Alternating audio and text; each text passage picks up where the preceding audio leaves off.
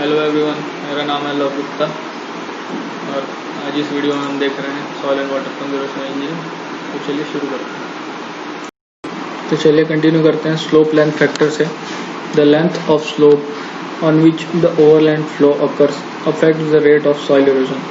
On the larger slope length there is high concentration of overland flow and also a higher velocity of flow which triggers a higher rate of soil erosion। तो slope length factor जो है वो soil erosion के लिए एक major factor है, क्योंकि slope के अकॉर्डिंग ही वेलोसिटी डिसाइड होती है और वेलोसिटी के इंक्रीज होने के कारण सॉइल लॉस जो है वो इंक्रीज होता जाता है किसी भी फील्ड में। Then Zingg 1940 found that the soil loss has a non-linear relationship with the land slope length, that is soil loss proportional to LP to power m, where LP is the actual slope length and m is the ratio of soil loss from the field plot length to the soil loss from the unit plot with a slope length of 22.13 meters. The slope length factor is determined by using the formula L is equal to LP divided by 22.13 की power m। तो यहाँ पे slope length factor calculate करने के लिए formula हो गया, यहाँ पे LP है एक्चुअल स्लोप लेंथ और m जो है is ratio of soil loss from the field plot length to the soil loss from the unit plot with a slope length of 22.13 meter, where LP is actual unbroken length of slope measured up to the point where the overland flow terminates, and m is an exponent which is equal to 0.5 for slope more than or equal to 5%, 0.4 for 4%, 0.3 for 3%, 0.2 for 1%। तो m की जो value होगी different slope के लिए ये definite होगी। Then Dovak and Novak 1994 have recommended the values of m as 0.5 for 10%, 0.6 for 10%. Some of the calculated values of slope length factor based on these, where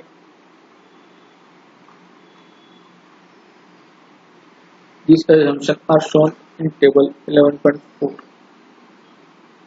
तो हमको सिर्फ ऊपर वाला फॉर्मूला याद रखना है, ये m के कैलकुलेशन के लिए फील्ड प्लॉट के लिए जो है कैलकुलेशन के फॉर्मूला दिया हुआ है। नेक्स्ट देखते हैं स्लोप लेंथ फैक्टर s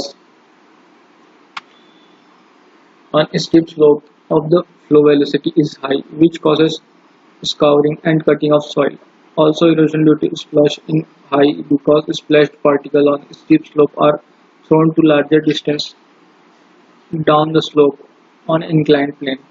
तो ये चीज़ जो स्प्लैश इरोजन के बारे में बात हो रही है, हम लोगों ने स्टार्टिंग में ही पढ़ा था कि स्लोपी लैंड पे जो है लाइक ये एक कोई स्लोपी लैंड है, तो यहाँ पे सपोज सॉइल पार्टिकल्स हैं इस सरफेस पे और यहाँ पे रेनफॉल जो इम्पैक्ट करेगी इस सरफेस को, तो यहाँ पे स्लोप के कारण डाउन स्लोप पे जो है पार्टिकल्स स्प्लैश के कारण जो स्ट्राइक होगा काइनेटिक एनर्जी की जो कन्वर्ट होगा यहाँ पे स्ट्राइक होगा, तो सॉइल पार्टिकल जो छोटे छोटे सॉइल पार्टिकल्स हैं वो जंप करके स्ट्राइक के कारण जंप करके यहाँ पे डाउन स्लोप आएंगे, मतलब कुछ ज़्यादा डिस्टेंस ट्रेवल करेंगे as compare to up slope के। तो ये देख सकते हैं कि डिस्टेंस में जो है कितना डिफरेंस हो जा रहा है दोनों अप स्लोप और डाउन स्लोप में इम्पैक्ट के कारण। तो ये चीज़ इसी चीज़ की बात हो रही है यहाँ पे।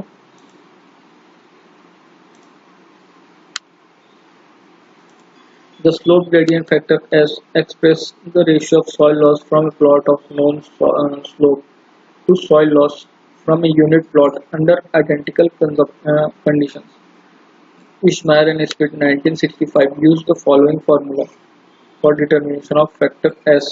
slope length factor S के लिए formula है S is equal to 0.43 plus 0.306 plus 0.4043 sorry 0.043 s square divided by 6.613, whereas s is the slope of field plot in percent, capital S जो स्लोप लेंथ फैक्टर हो गया, slope gradient factor हो गया।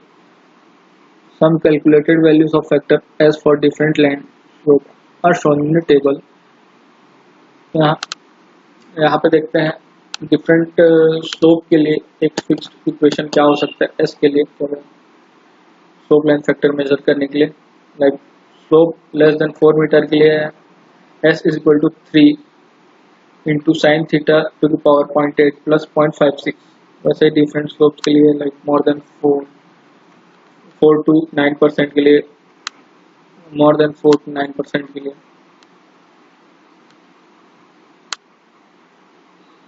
Then यहाँ पे table जो calculated value of slope gradient factor S for known values of percent slope S. तो different percent slope के लिए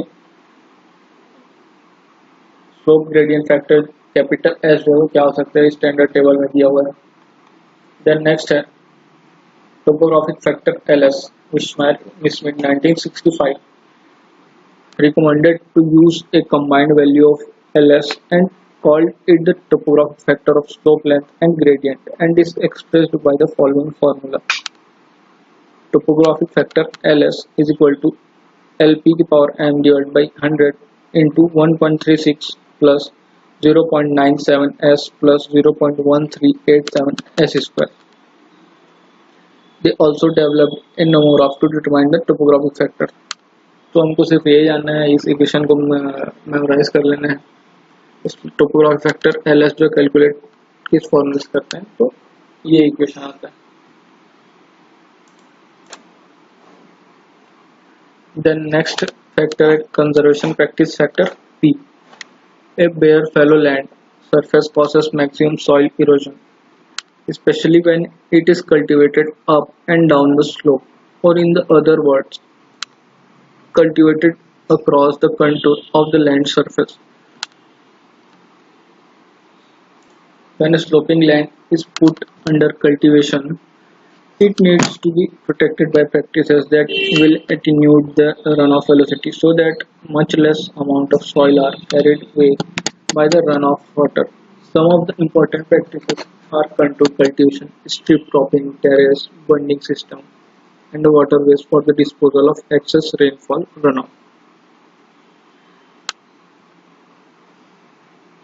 तो कंजर्वेशन प्रैक्टिस फैक्टर जो है वो ये मतलब ये बताता है कि उस फील्ड में या उस वाटरशेड में कौन कौन सी और किस टाइप की जो कंजर्वेशन प्रैक्टिसेस हैं वो यूज की गई हैं। लाइक मोस्ट इम्पॉर्टेंट जो है कंटूर कल्टीवेशन होता है, strip cropping, terrace, bunding system, waterways, ये सारी चीज़ें।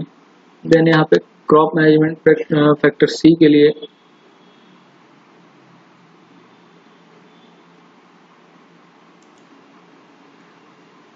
एक टेबल दिया है। सॉरी, ये क्रॉप मैनेजमेंट फैक्टर जो मिस हो गया, पहले उसको देख लेते हैं। वेजिटेटिव कवर फैक्टर सी या crop management practice factor.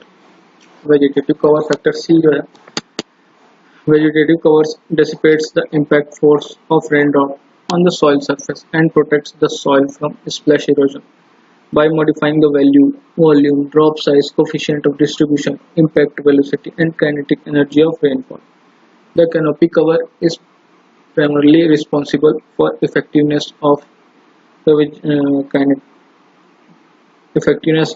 vegetative cover. The quality of cover depends on the foliage characteristics, plant height, and the area covered by the vegetation, whereas the leaf area index, height, and the density of canopy, foliage characteristics, and the area covered by different species are affected by the type of vegetation.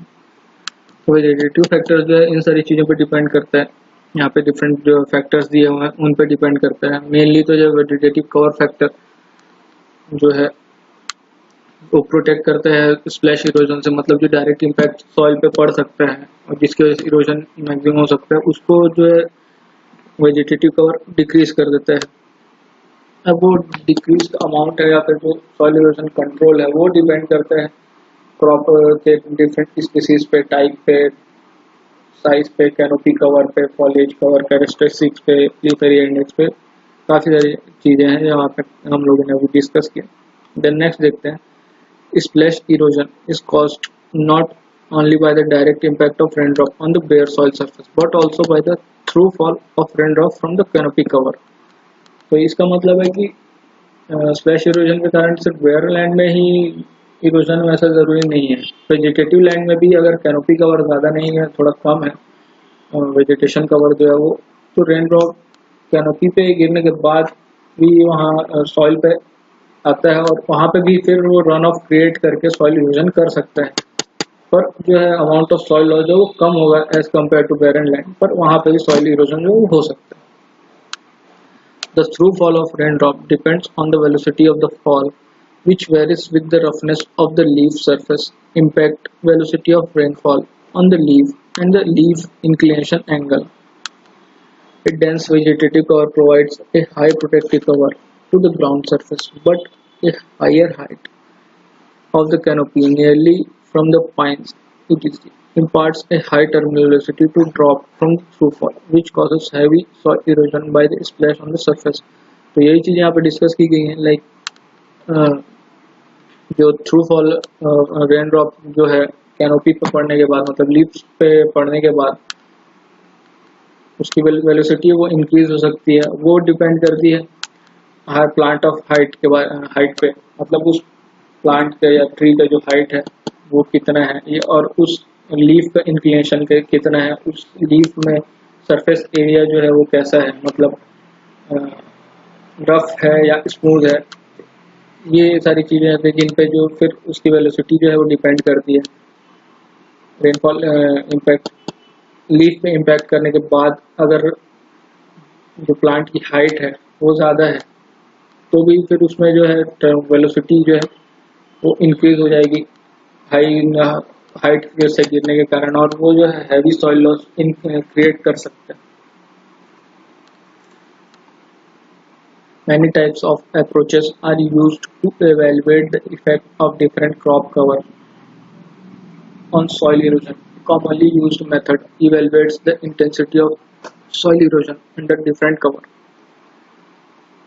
from bare soil. In this method, if soil erosion is from bare soil is taken to be 100%, then the soil erosion from the plot with root crops is 60%, cereals are 30 to 40%, fodder crops on agriculture land are 5%, permanent grassland 1% and woodland 1%. तो different barren land में अगर 100% soil loss होता है तो different vegetative cover के साथ में यहाँ पे दिया हुआ है कि कितना सॉइल लॉस हो सकता है, कितना कंसिडर किया जाता है। लाइक रूट क्रॉप्स में है तो 60%, सीरियल्स है तो 30 to 40, परमानेंट ग्रास कवर है तो 1, वुडलैंड है तो 1%। देन नेक्स्ट तो ये हो गया। The factor C is the ratio of soil loss from land cropped under a specified condition to the corresponding loss from clean tiled continuous fallow land. To calculate the value of C factor, the ratio of soil loss under a given crop stage period is given by vegetage in accordance with the percentage rainfall factor of that particular period. तो यहाँ पे एक table भी दिया हुआ है C के लिए, crop management factor different state different cities में जो है कोटा, आगरा, लखनऊ के बारे में दिया हुआ है, जहाँ पे ICR का सेंटर है, वहाँ पे डिफरेंट क्रॉप में जो है क्रॉप मैनेजमेंट फैक्टर स्टैंडर्ड क्या कंसिडर किया जाना है। तो ये हो गया। देन नेक्स्ट कंटिन्यू करते हैं कंजर्वेशन प्रैक्टिस फैक्टर, इसके बारे में वहाँ पे डिस्कस कर रहे थे हम लोग पी के बारे में। The conservation practice factor P is the ratio of soil loss from a plot with specific conservation practice to the corresponding loss from a plot with up and down cultivation under identical condition. तो ये हो गया definition crop practice factor P के लिए, which is the ratio of soil loss from a plot with specific conservation practice to the corresponding loss from a plot with up and down cultivation under identical condition. The value of P for few conservation measures are shown in table. The numeric value of P is always less than or equal to 1. In the areas more than one type of practice is used, a weighted value of P as per the area under each practice is considered. तो यहाँ पे table दिया हुआ है P के लिए different land slope में, और डिफरेंट सॉइल कंजर्वेशन मेजर्स में जो है P का वैल्यू क्या कंसिडर किया जाना है। लाइक स्लोप है 7 to 12% स्लोप है और straight rows any direction contour cultivation use कर रहे हैं, तो स्लोप के लिए जो P की वैल्यू हो जाएगी वो 1 होगी। ये हो गया। देन वैसा ही डिफरेंट कंजर्वेशन प्रैक्टिसेस के लिए पी की वैल्यू दी है, contour cropping stream bench terraces के लिए डिफरेंट स्लोप के लिए क्या वैल्यू पी की कंसिडर की जानी है।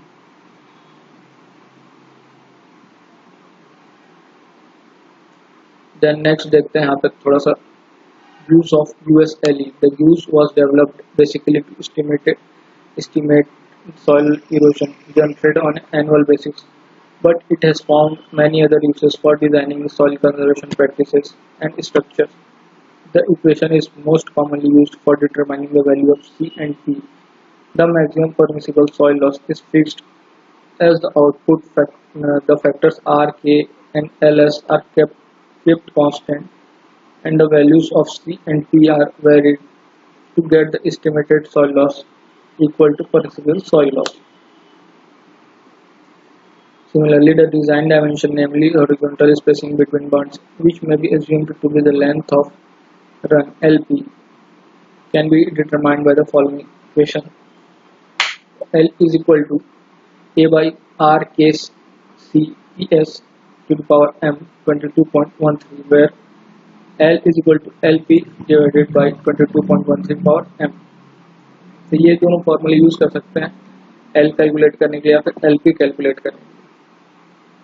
The above equation can also be used for assessment of effectiveness of soil conservation program on watershed by assessing the soil loss before and after implementation of program. Then next term जो है यहाँ पे देख लेते हैं। ये तो हो गया हमारे यूज के डिफरेंट डिजाइन कंसिडरेशन के लिए, डिफरेंट मैनेजमेंट प्रैक्टिसेस के लिए जो है सॉइल लॉस इक्वेशन को यूज किया जा सकता है। यहाँ पे एक देख लेते हैं term sediment delivery ratio. The long term average annual sediment yield can be predicted by applying a delivery ratio to estimate gross erosion. This technique is very convenient and is adequate for problems which require an estimate of average annual sediment yield, namely sediment plots for reservoir. तो ये वाला formula use करते हैं sedimentary delivery ratio calculate करने के लिए। dr is equal to measured sediment yield at the watershed outlet divided by estimated gross erosion A. A is equal to soil erosion estimated by USLE. ये हो गया हमारा USLE जो equation है उसके बारे में, ये कंप्लीट होता है यहाँ पे। नेक्स्ट क्लास में नेक्स्ट मॉडल जो है वो कंटिन्यू करेंगे। तो आज के लिए बस इतना, थैंक यू।